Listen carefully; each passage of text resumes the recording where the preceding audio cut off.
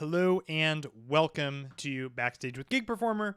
My name is Brett Pontecorvo, and we are here every Thursday. Combining words. We're off to a good start, friends.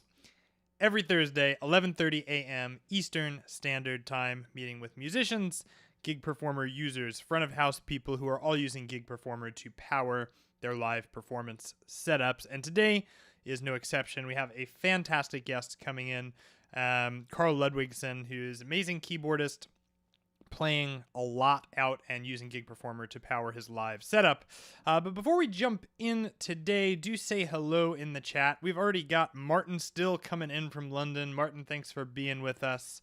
James Brady from Denver. Let's see here. Oh, and we've got former Backstage guest, Harry Trendle. Welcome from Austria. Happy to have you here.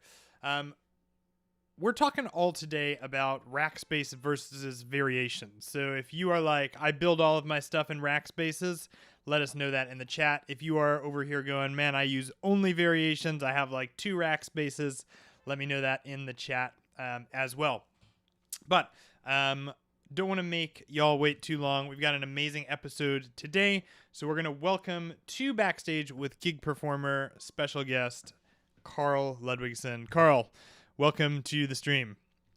Thank you. Thank you for having me. Yeah, Glad man. to be here. Yeah, man. It's awesome. I was like going through the Gig Performer Instagram page, and I saw all of your posts, and I was like, oh, man, we have to have Karl on. We have to have him here. Appreciate it. Yeah. So thanks for coming on. Martin wrote in that he uses both variations and rack spaces. Of course, that sort of makes sense. But for folks who don't know you, who maybe don't follow you on Instagram, who are you?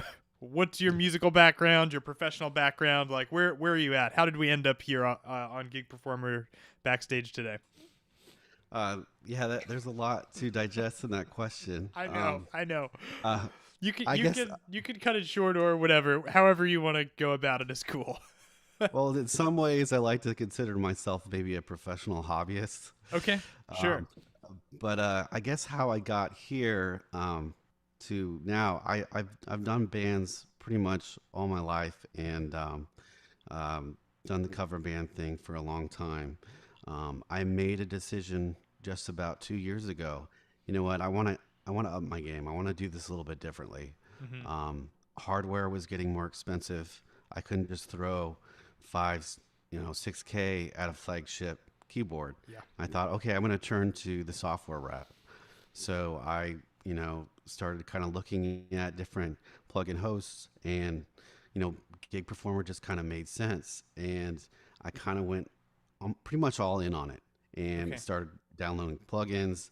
And soon I made it my rig. Okay. And I've been working a lot lately. Okay. Interesting. So you kind of touched on the hardware thing here. Yeah. What was your hardware rig like before Gig Performer? I'm assuming you outgrew it because you were looking at potentially spending $6,000 and decided not to. So, like, what were you using that then led you to maybe check out Gig Performer? Yeah, so I have a Nord Electro 4. Okay. That's kind of my top. I had like a Roland 300 GX for a while. Okay. And I kind of switched to the Roland Jupiter 50. And I don't know, I just was kind of frustrated with some of the piano sounds, some of the Rhodes sounds. The Nord Electro 4, as great as that keyboard is, the organ was feeling a little dated. It just wasn't cutting through like I wanted it to. Yep. And I just started kind of exploring plugins. And at first I kind of tried a lot of things out just at home, not in a practice or live setting. Just plugging or hooking things up rather in a DAW and just kind of getting the feel of how that would kind of work. Yep. And then once I kind of got comfortable with it, okay, I'm going to take this and maybe I'll just do software with one of the boards, not two. Just try it with one and see how that works. I'll do some simple patches and just kind of build a kind of a comfort level. Yeah. And then once that kind of got more, I started feeling good about it. I just kind of, broadened things. I was changing, patches a lot, creating a lot of layers, splits, changing patches within a song, Wow. stuff like that. And my rig just was getting more complicated. I was, demanding more of I guess myself in a way Yeah. to, meet the needs of the project that I was in. And it made a lot of sense. And it really is, what's really cool about it is I hadn't never really been that organized in terms of, selecting a patch, getting it close to the record. And with this approach, it really allows you to do that. The last thing you really want to do, and I was doing it a lot Yeah. early on, was between songs. I'm just I'm trying to flip through menus. Yes. Maybe I wasn't, and I'm just like kind of sweating. Okay, Yeah. get the strings on the high, get the piano on the low. Okay, organ's good. Okay, Yes. now I can play. Oh man, I feel the stress in my body as you're saying that from the memories of the days where this was happening for me. Yeah. Oh man, it's so real. It's so real. So it sounds like, if I'm correct, it sounds like there's actually a lot that you're able to do with Gig Performer that you were not able to do with your hardware rig. Most definitely. And yeah. I didn't have like set list features on those boards. Yep. So I know I was really limited, but I was still able to play, despite not getting patches close. Yes. There's there's a lot of bands out there that will take a keyboard player who's competent, who can play, but if you're going to do something at a higher level, you want things to be closer. Yeah, absolutely. Would you say that switching to Gig Performer has opened new playing opportunities for you? Like, did it grow your career? I think in some ways, yeah.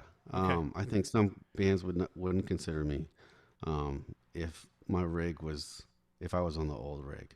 Okay. So I think that really kind of played a part. Interesting. And I feel like I'm doing something more professional. I definitely feel like, in a sense, I'm putting on more of a show.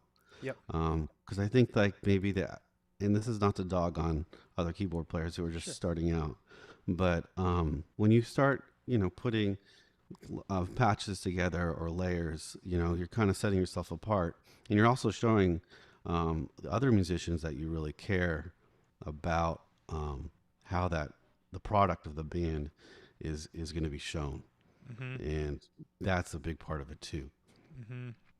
Yeah, it is like a higher level thinking, right? When you're showing up and you're like, I got to start somewhere, which we've all been there, right?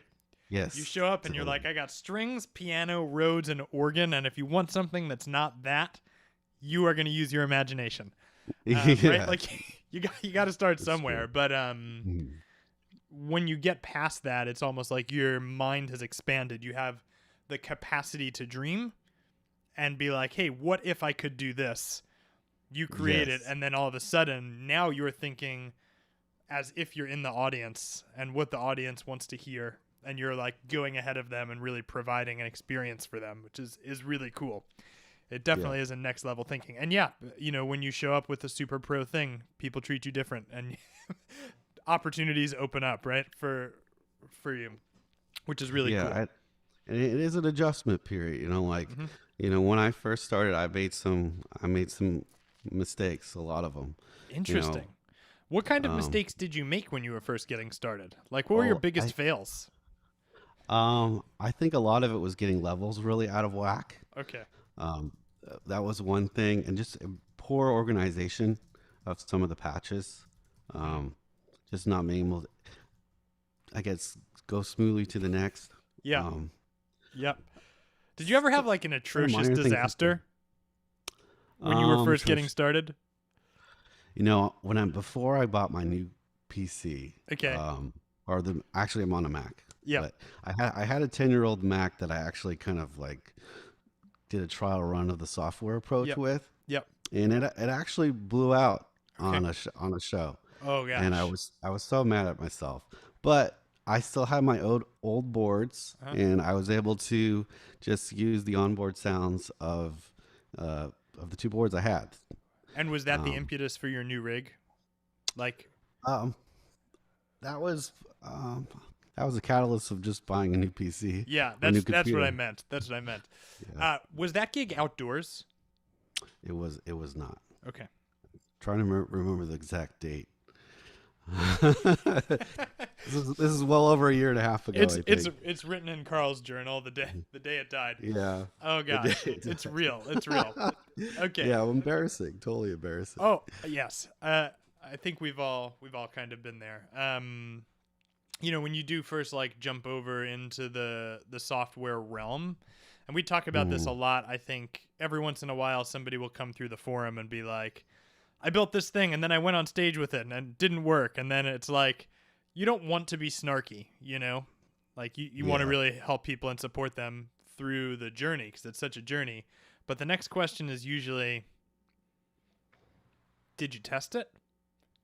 Or there's always like a moment where we're like, okay, because usually you can sort of look into it and be like, oh, this is avoidable.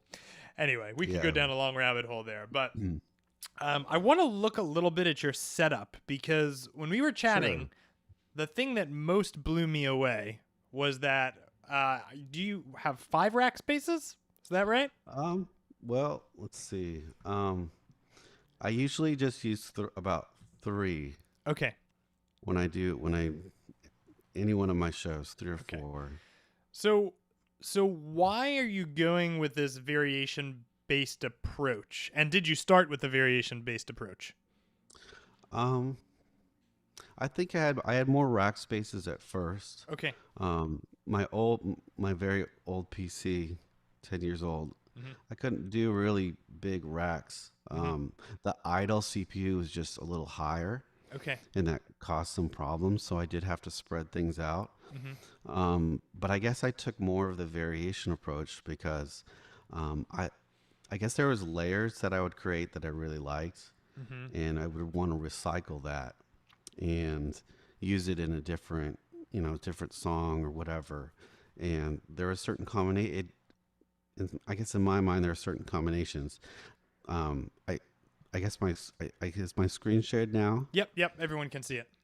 So I guess I hope you can see the mouse hovering. So like for instance, I have something labeled dance synth. There I have 6 plugins right here. Okay. And so what's kind of interesting is I like this combination, and I might kind of trade them in and out, and just making that same set like throughout different rack spaces would be kind of tedious. So here, like a variation works, and a lot of just little combinations. I guess it's just saving copy and pasting because in a lot of songs I'm kind of doing the same thing. Yep. And how many songs roughly would you say you're covering with this approach if you had to make an estimate? Maybe about 200 if I had to put out a number. Woo! That's a lot of tunes, man. That's a lot of tunes. Yeah, it is a lot. It is a lot. So for folks who may not know, can you explain what a variation is and why you need widgets to power variations? Okay, yeah. So with the variation approach, I can probably just click on a couple. You'll see it's the same set of plugins, and what I do a lot of is use the disable enable kind of buttons. Okay. So you'll kind of see how things are enabling, and then I'll have you'll see other patches kind of come to life, and I guess. And when you say disable and enable, I'm assuming that means you're mapping those widgets to the MIDI in blocks. Yeah, I can show you the wiring view. Okay. That makes it clear. Okay. Yeah. Woo! All right, I got to get just screen mode on this one. Okay. Yeah, this is probably the rack space I use the most. Okay. So I guess maybe it's a good place to start. Yeah, absolutely. What are we looking at, friend? What is this? Yeah. What's so funny about like Gig Performer is because of the flexibility, you really get to see an inside look at how someone just thinks. Yes. and this is I don't know. This is where I've gone to. This is the Yes. approach I've gone to. I love it. I love it. So it looks to me like we've got some MIDI in blocks that are going to lots of different VSTs into some little mixers and then finally to your output. You want to walk us through like one signal path maybe or so people can follow that a bit? Yeah, that might be good. Let's see. This is a really simple one. There's just two plugins that are enabled. Yep. You go to this gain balance. It's going to the global rack space. Uh-huh. Oh, and interesting. It's going to the global. Okay, great. Yeah. Keep going. And from the global, I have one more gain imbalance that then goes to the output. Okay. Of my interface. And Awesome. I don't want to sidetrack too much, but the one reason why I send everything to the global, in a lot of different gigs that I'm doing, sometimes I give a different, I guess, signal or mix to the front of house. I did a show just last week where I only used two sounds, an organ on the top, organ mapped, and then the piano. What was kind of interesting is I sent a signal to the left of one instrument and on the right to the other. And I've also done stereo with, so it captures everything. Right. But I've also done two monos where I send one back to the monitor that I have. So it's nice to have the flexibility of sending everything to the global rack space and making those routing decisions there. Yes, absolutely. That makes sense. And Gig Performer makes it easy to do that because of the wires. Yeah, definitely. Okay. And having it visual right there, you can just see it right away. Yep. Awesome. Okay, so it goes to the global, and you're not processing the sound, really. You're just capturing it and sending it out, it seems like. Right? It's not going through an EQ or anything? I've thought about slapping on a compressor, okay, maybe some EQ, but... You haven't?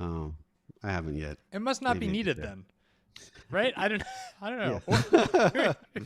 Who knows? I guess I'll let the front of house guy That's deal with right. it. Maybe. That's right. Okay, so in your local rack space, we're seeing a lot of stuff with those red bars across it. Those are bypass plugins.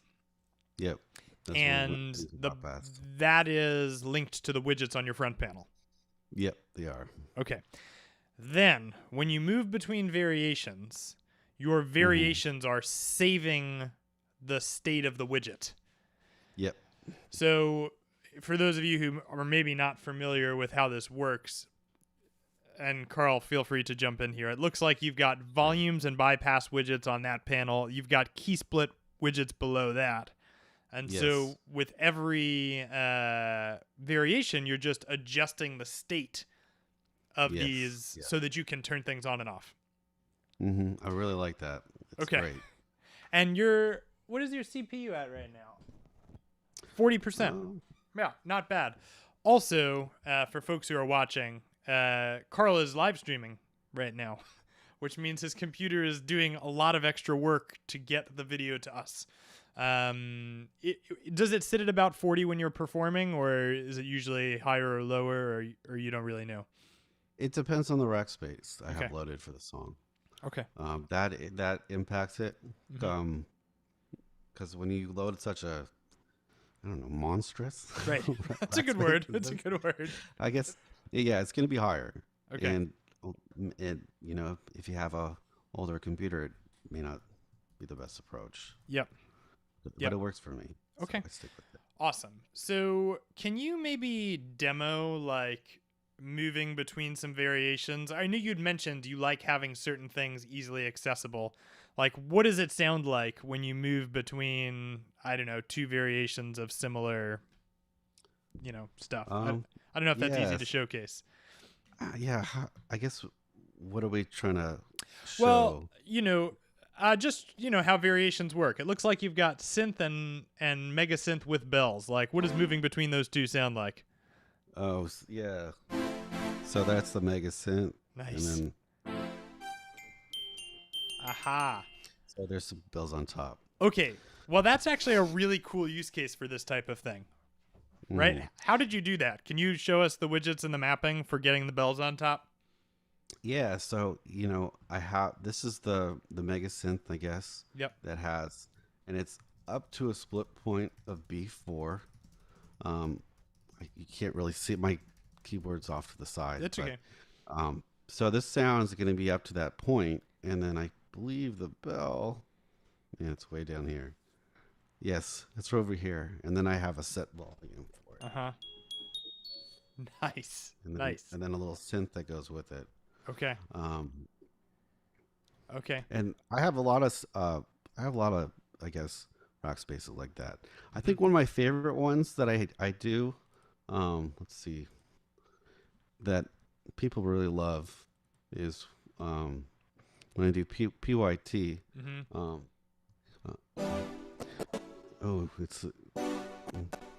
This is a lot when I'm live streaming. You have the voice. Yep. Which is really cool. You have the lower pad. Yep. And then, of course, the lead line on top. That's so nice. Which is it's great. And then another one that is popular is when I do Rock With You. Oh, so good. And I have that on the bottom. It's kind of strange to have kind of something like that on the bottom. Yeah. Because I'll play it with my right hand at the top of the intro. But when there's a whistle part in the middle of it, sometimes I'll play it with my left. So that's a weird one. That makes a lot of sense. It'll have strings, but I'll have strings in the middle.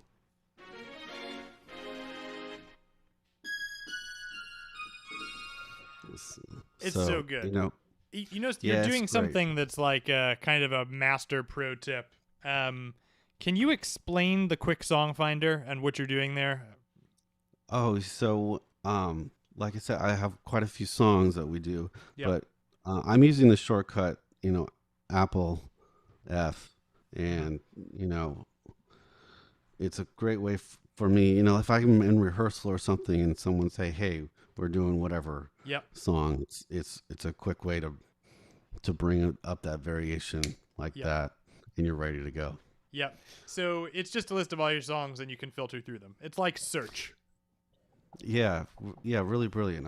Makes things really easy because they don't put everything in sets right away. Yep. No, absolutely. That makes a ton of sense. So for the Rock With You variation, I guess, that you're using, I feel like it's a pretty common tune. If you're in a cover band, you probably have played it. Definitely. And those are iconic sounds. What VSTs are you using to power them? That's a good one. That's a good question. So looking through the wiring, so I'm using a string. You can't see it. I just know that. Do you know how to zoom in a bit, Karl, so we can see those blocks better? There you go. Whoa, yes, that's what I'm talking about. Okay, perfect. This is a string, and what I really like when I do a string or horns, I always do them in octaves.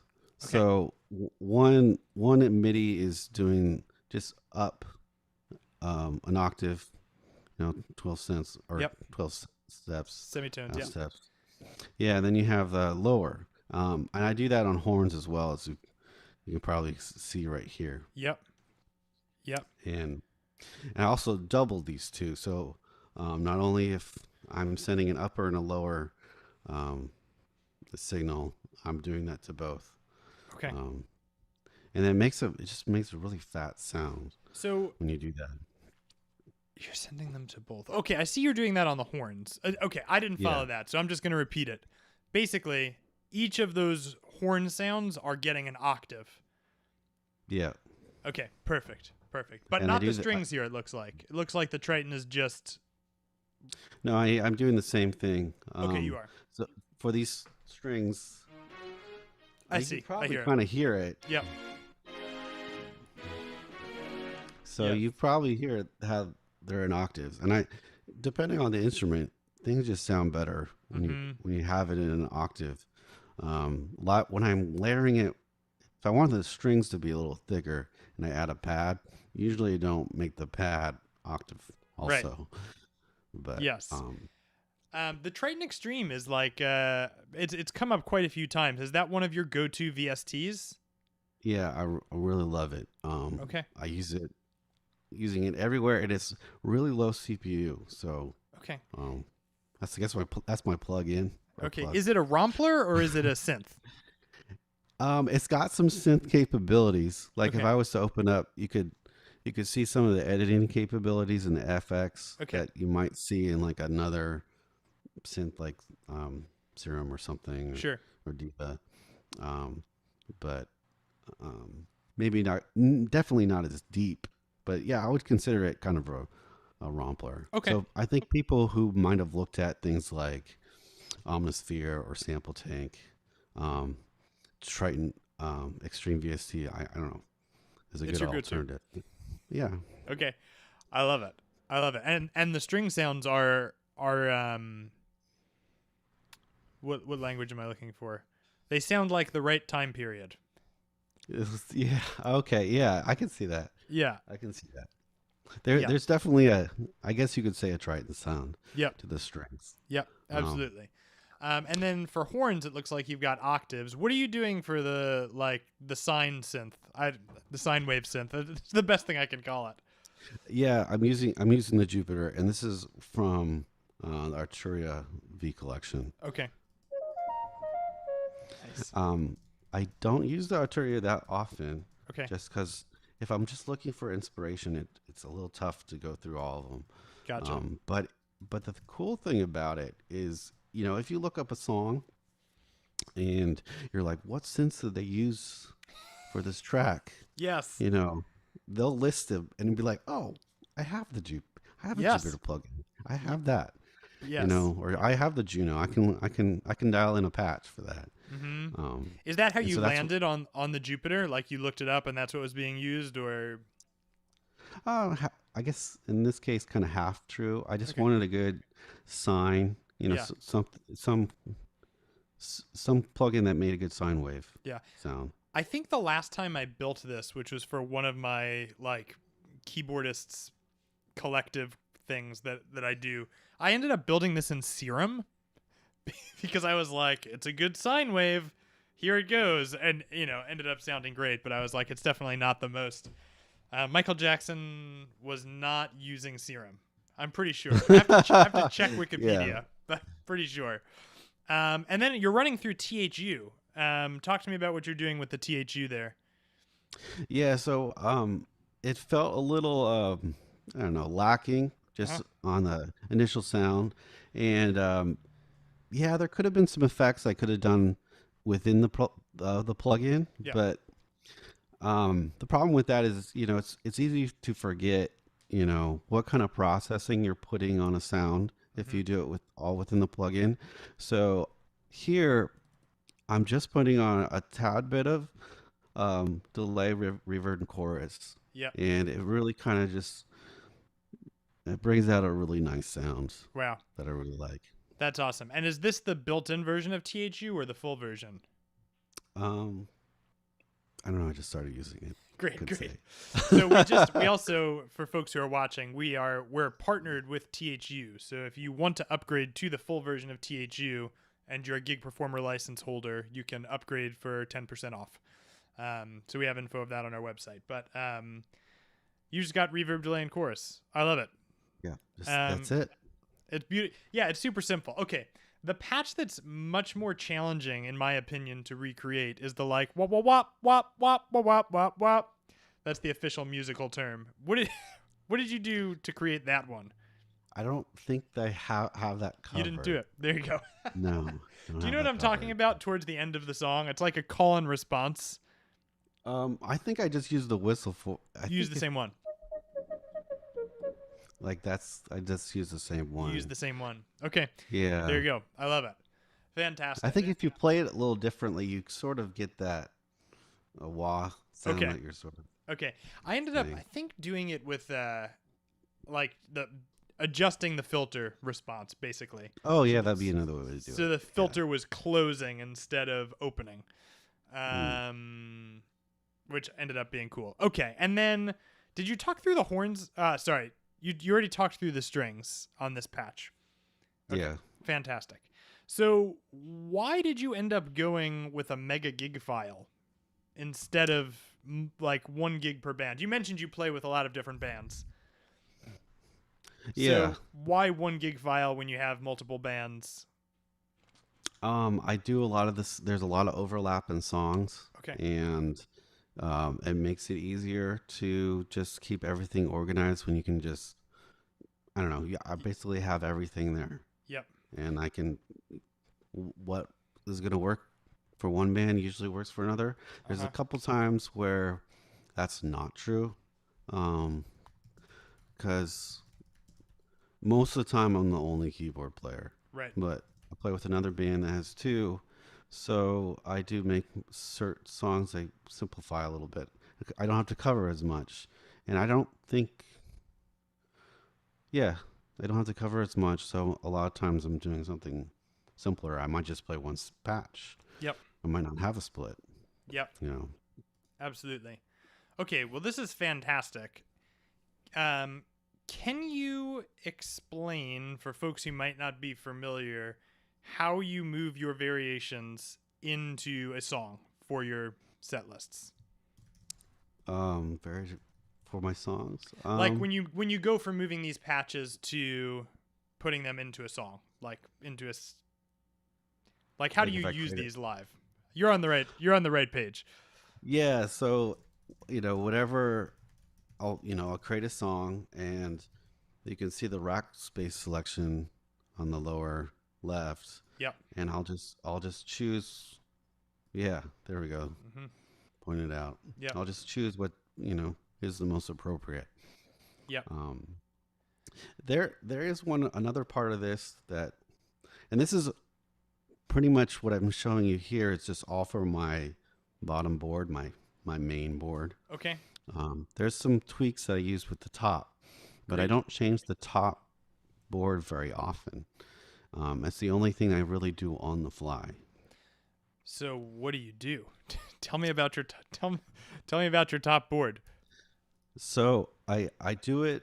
Well, you can access it from the setlist view. Okay. Which is kind of cool. Yep. So if I'm doing, hold on, I'm coming is kind of a good example. Okay. Where I'm doing basically just piano and the horn line. Okay. But for the top, I have an organ that's selected. Okay. Which is kind of cool. Yep. So you see organ there, and if I turn that off, I guess I could do radio buttons. But what's nice is I can just disable everything if I really need to. Yep. Not to shove so much into this point, but occasionally I'll take audio out of one of my boards, and I'll put it in my interface. And sometimes it's nice to be able to turn off everything for the top and just play an onboard sound, because I still really like my clavinet sound on my Nord. Yep. It's still great. There's some great clavinet plugins, but there's something about the Nord sound. Yeah, it's just great. I'll just turn it on. Yep. It's kind of a cool little trick. But so you have all of these. I'm assuming you have these widgets. They're all mapped on your board. Is that true? Yeah. So first one's organ, and then you can I try to make this so I can easily read it. This is piano. This is Rhodes. This is a clav patch, and this is just kind of a cool synth. Okay. That I have set up. Oh yeah. Which is kind of cool. It's a super useful one too. I'm like, that's in every song ever written. Not actually, yeah, but yeah. It shows up everywhere. Yeah, nice, like thick, full synth. And what's really kind of interesting, I guess you can't see it, is I'll play the top, and if I need to do a mod wheel, I don't have my mod wheel on a Nord, but I do have it on my bottom keyboard. Aha. So I'll use the mod wheel on the bottom to affect the top. How do you And set that up? I always thought this was kind of fun to kind of toil around with. Yeah. But here, this is the Nord, and then here's my bottom, which is the Roland Jupiter. Yep. And I basically do event blocking on all of them, and then leave the mod wheel and pitch bend on. Yep. So I have that flexibility, because sometimes like I'll have some patches that I'm playing on the bottom, play the top, and the top will be on the synth, and maybe when I add some crunch, I'm moving the mod wheel, and it's affecting the top. It's kind of a cool. So once you do that, thing to do. This event blocking, like you were talking about, there's one other step, which I might have glossed over, which is that you have to wire it in to what you want to control. Yeah, it's true. Yeah. So the one that you're moving there, that MIDI in block is sending just pitch bend and mod wheel. That's it. Yeah. Which this is one of those weird things that should be easy to do, is easy to do inside of gigperformer, becomes significantly more complicated when you're dealing with channel strips. Oh, yeah. Because how do you send what where and all of that stuff. So that's actually really interesting. And probably also worth mentioning, if you don't have a board with a mod wheel, you can also add a widget and map the widget to the mod wheel parameter of the MIDI in block and map that widget to anything that you want to send mod wheel messages to any plugin at any point, which is another thing that gigperformer does that's kind of cool. But you have mod wheels.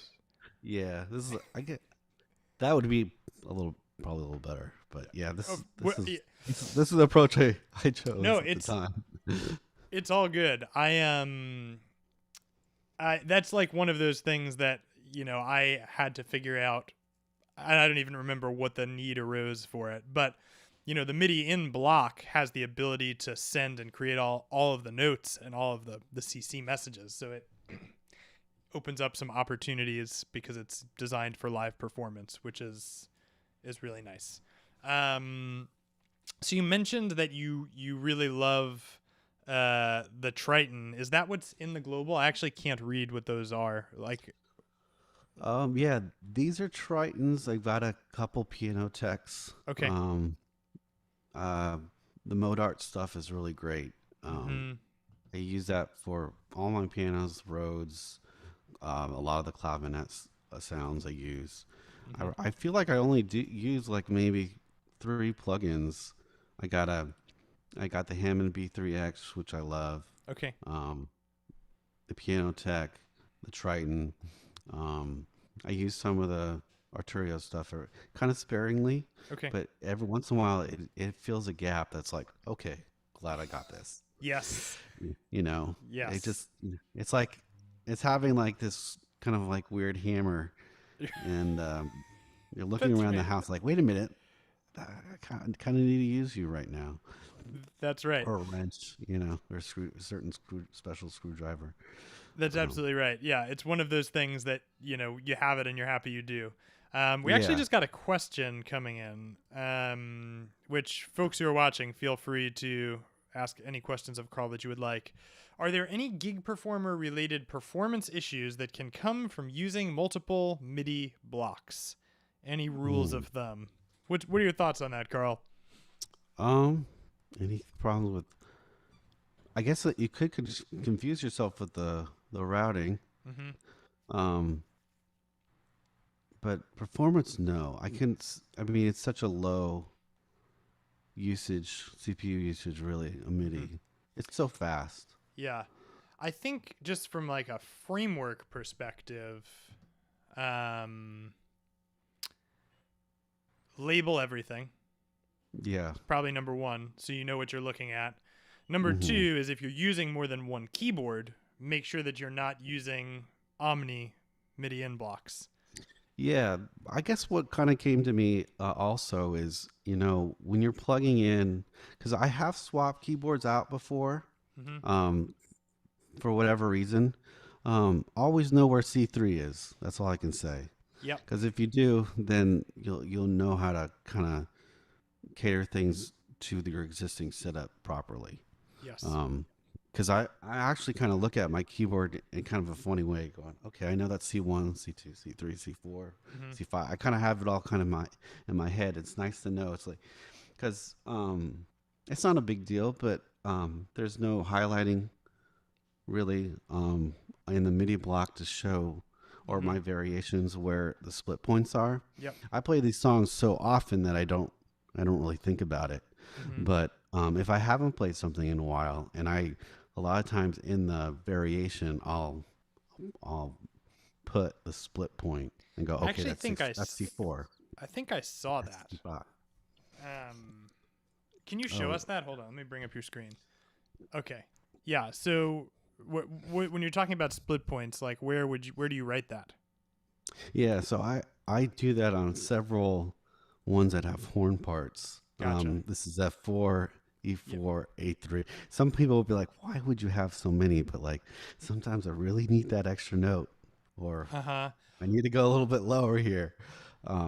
And correct me if I'm wrong here, though. There's no reason to not have, if you want, 40 variations of different keyboard splits, because you're just moving one widget. You're not adding or taking anything else away. It doesn't add any weight to your CPU usage to have a variation that turns a widget.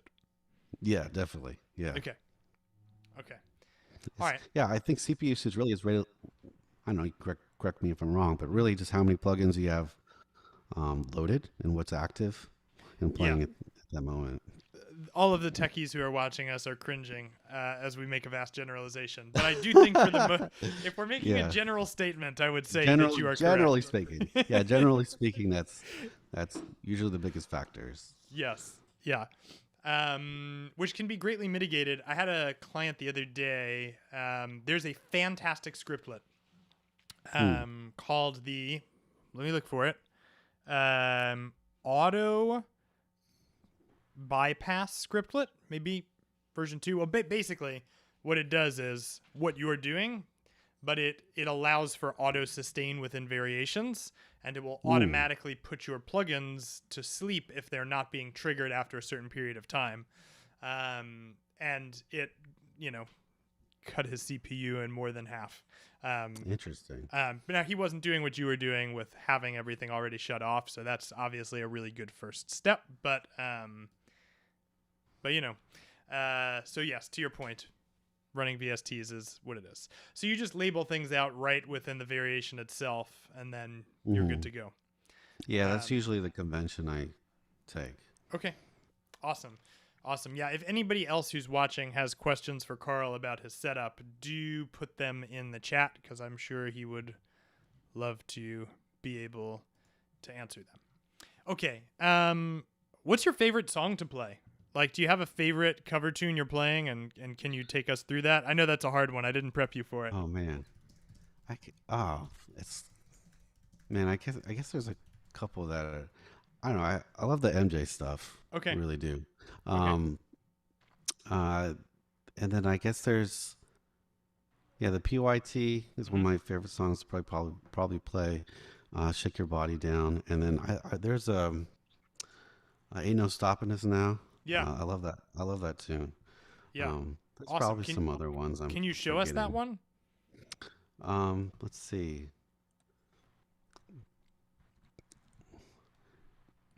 Now, when I play this in my band, or one of the bands I'm in, I just play the string part. Okay. But what's kind of cool is I kind of put a pad underneath it, so it's really fat.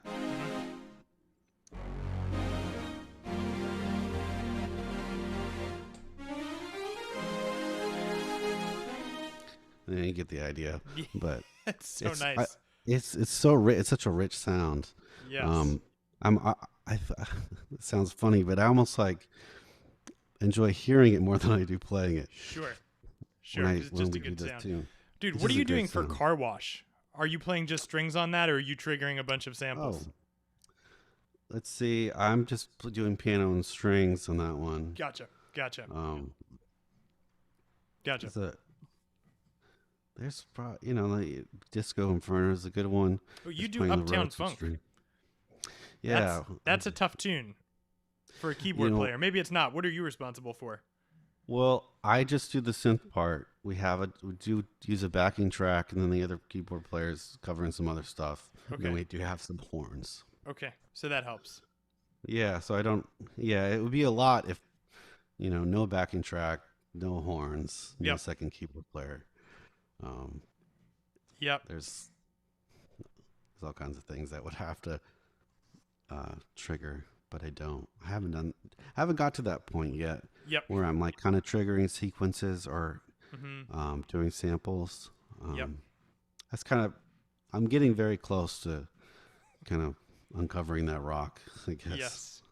Yes. In one of my past lives, I used to do a lot of music with kids, and I had to build an Uptown Funk thing, piano part, but it was like I was playing the drums and the samples and the bass with my left hand.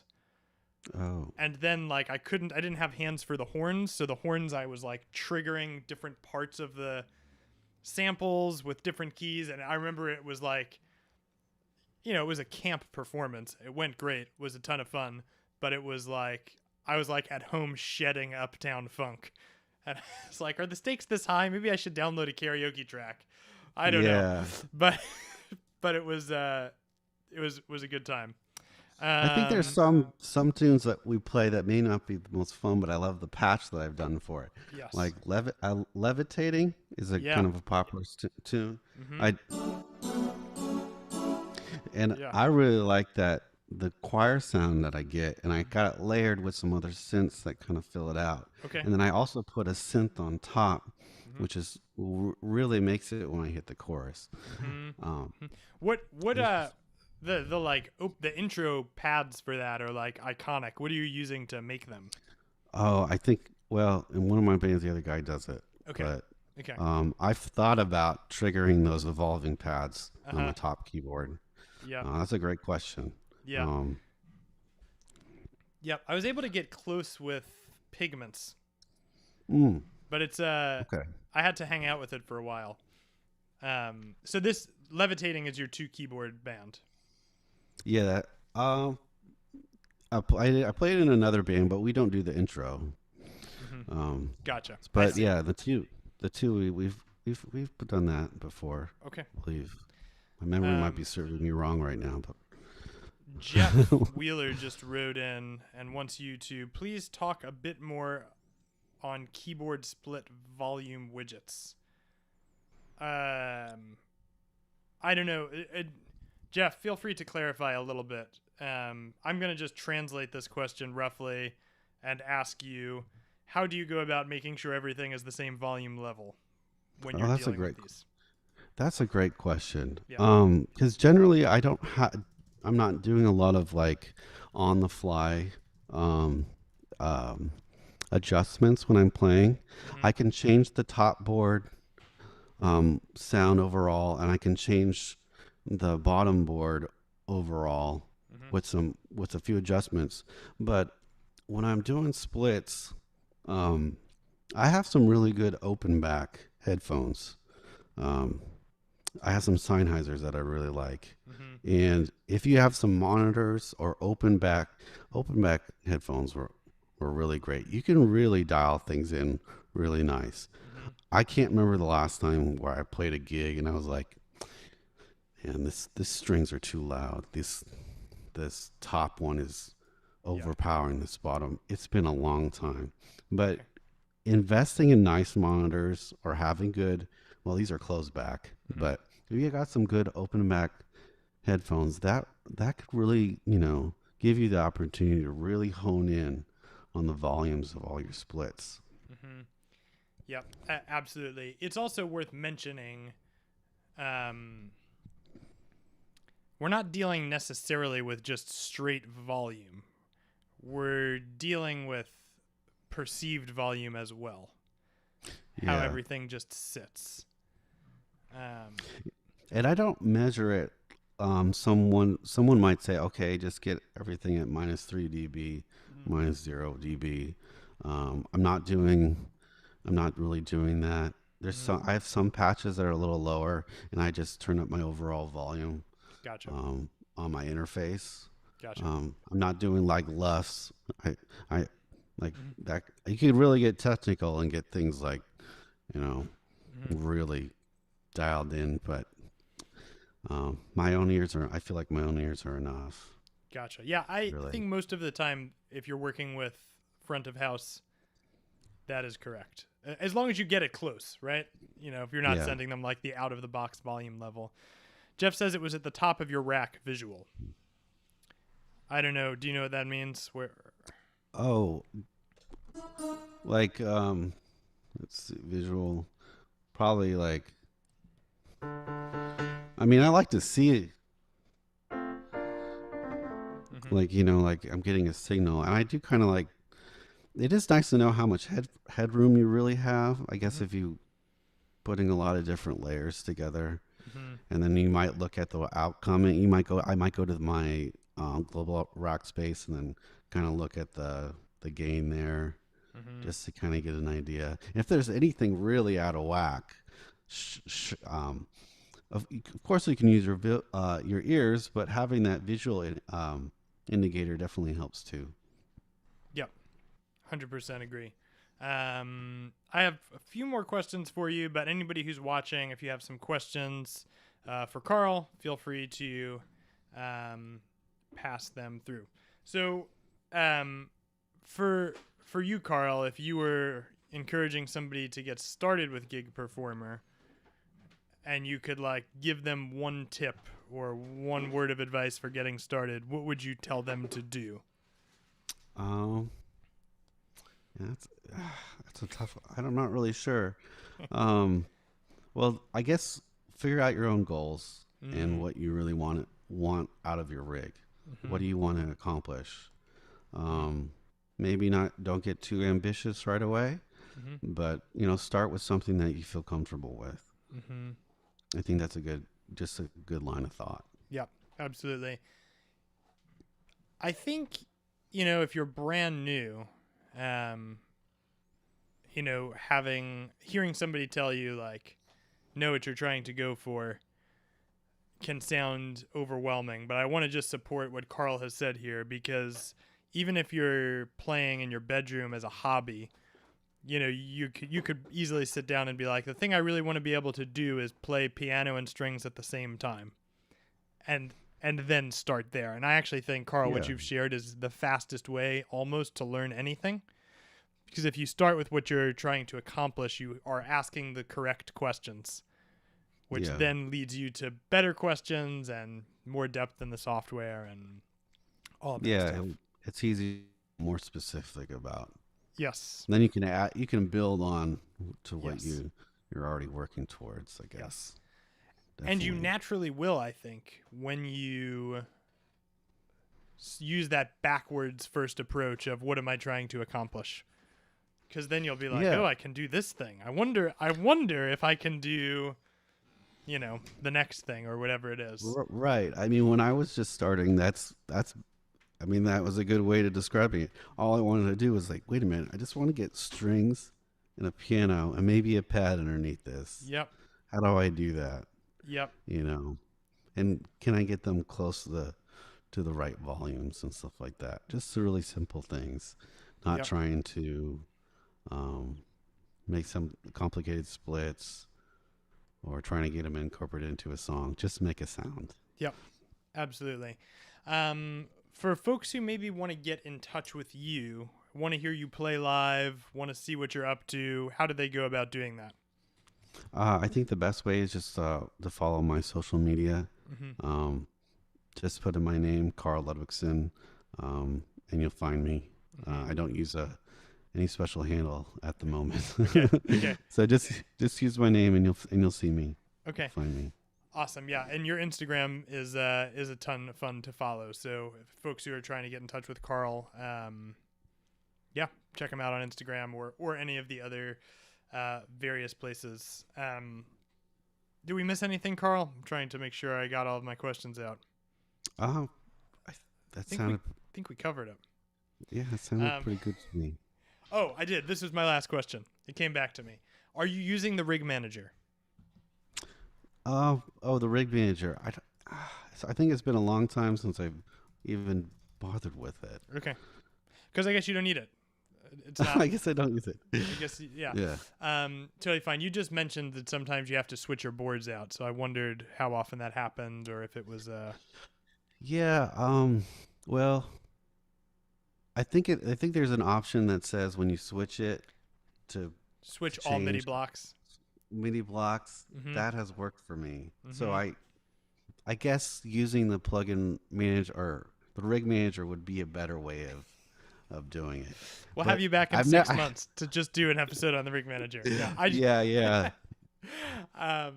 Yeah. No, you can certainly just right click on the blocks. That's and it asks you if you want to match the device type or the MIDI in block name. You can. Yeah, it hasn't doomed me yet, but we'll see. I don't think it will. It's pretty reliable, but okay. Well, Karl, thank you so much for being with us. This was awesome. It was really good. I'm excited to go back and rewatch this myself because there was some good stuff in here. Cool. It was a lot of fun being here. I enjoyed the conversation. Yeah, man. So. All right, friends. Thank you for being with us. We will be back next week with Karl.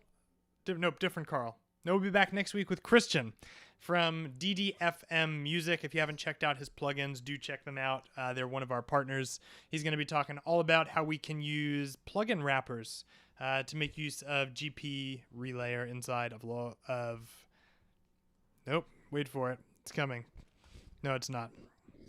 Pro Tools. How you can use GP relayer inside of Pro Tools with a really cool wrapper. So we'll see you all next week, friends. Karl, thank you again. Yes, no problem. Enjoyed it.